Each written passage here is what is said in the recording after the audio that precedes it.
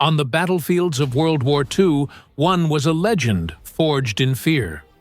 A 57-ton Predator, armed with one of the deadliest guns of the war, the German Tiger. The other was a legend forged in steel and fire, a symbol of overwhelming industrial might, built not just to fight, but to win the war itself. The American M4 Sherman. For decades, the debate has raged, the Tiger's quality versus the Sherman's quantity. But that debate misses the point. It ignores the single most important battlefield factor, the one hidden stat that proves which of these icons was the true war winner. Unleashed in 1942, the Tiger I was a technological shock to the Allies. It was conceived as a breakthrough weapon, a mobile fortress with an almost impenetrable hide and a gun that could kill from extreme range.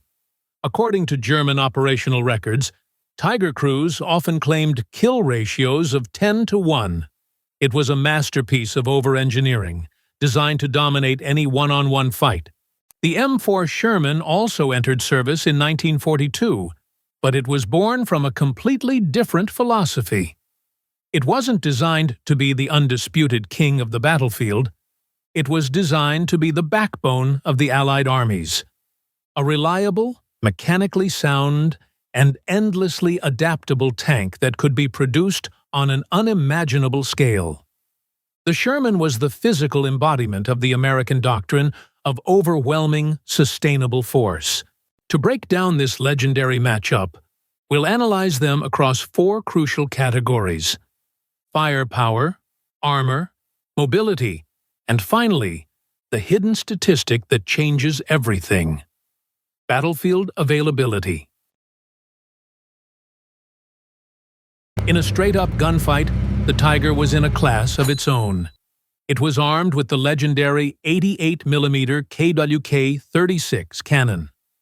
Firing the Panzergranate 39 shell, post-war ordnance trials confirm it could penetrate over 100 millimeters of rolled homogeneous armor at a staggering 1,000 meters. For a Sherman crew, this was terrifying.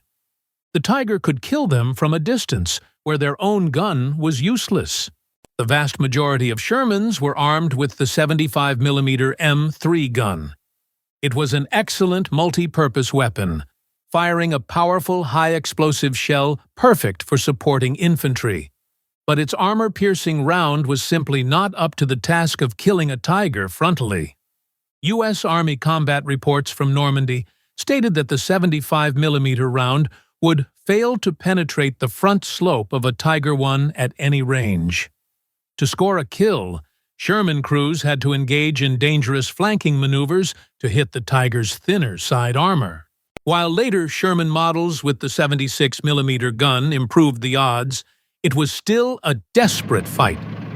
In the category of pure firepower, the advantage is decisive. It goes to the Tiger. The Tiger's reputation for invincibility came from its armor. With a massive 100mm thick front plate and an equally imposing 120mm gun mantlet, it was a rolling bunker. This steel was of high quality, though later in the war, the loss of key alloys would make it more brittle.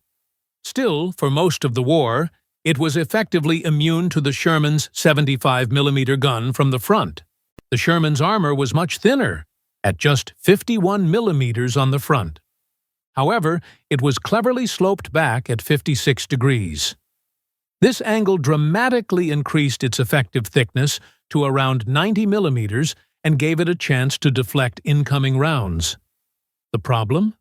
The Tiger's 88mm gun didn't care. It could punch clean through the Sherman's sloped front from over a mile away. The Sherman also had a notorious, though statistically overstated, tendency to catch fire when penetrated, earning it the grim nickname Ronson. Better sloping couldn't beat sheer thickness and stopping power. For pure crew protection in a tank-on-tank fight, the Tiger once again claims victory.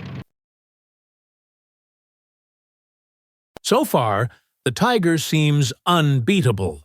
But a tank that can't get to the fight is just a pillbox.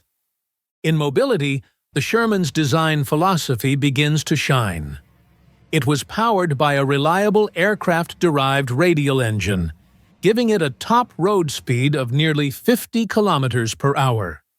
It was lighter, more agile, and possessed excellent strategic mobility, allowing Allied commanders to rapidly move entire armored divisions to exploit a breakthrough. The Tiger, at 57 tons, was a mechanical behemoth. Its powerful Maybach engine was thirsty, giving it a poor operational range of barely 100 kilometers cross-country. Its innovative suspension provided a smooth ride, but was a maintenance nightmare, prone to getting clogged with mud and ice. As noted by famed Panzer commander Otto Carius, the Tiger was often limited to roads, as its weight made it incapable of crossing many smaller bridges in Europe. For its ability to get to the right place, at the right time, and stay there, the category of mobility is a clear win for the M4 Sherman. And now, we come to the hidden statistic, the one that matters more than gun caliber or armor thickness. It's not just about production numbers, it's about operational readiness.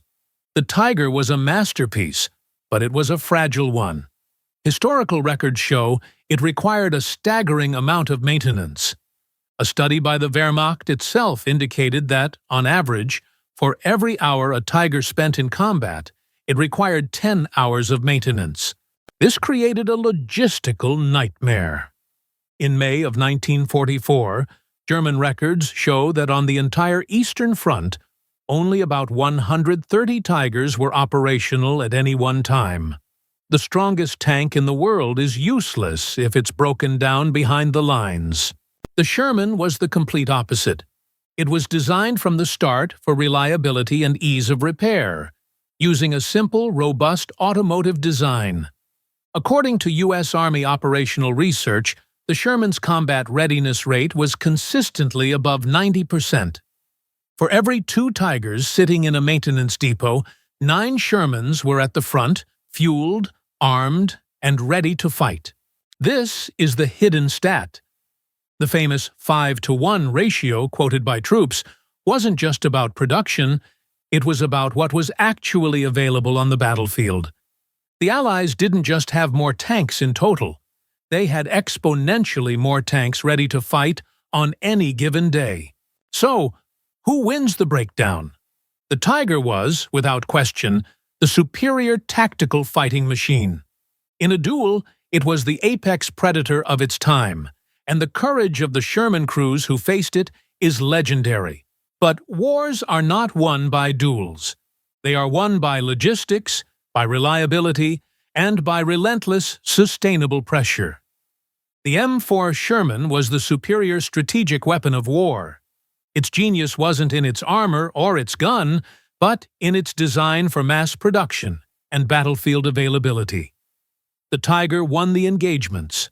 The Sherman won the battle, the campaign, and ultimately, the war.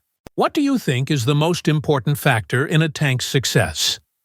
Let us know your verdict in the comments below. If you enjoyed this breakdown, be sure to subscribe and hit the notification bell for more deep dives into military history. Thanks for watching.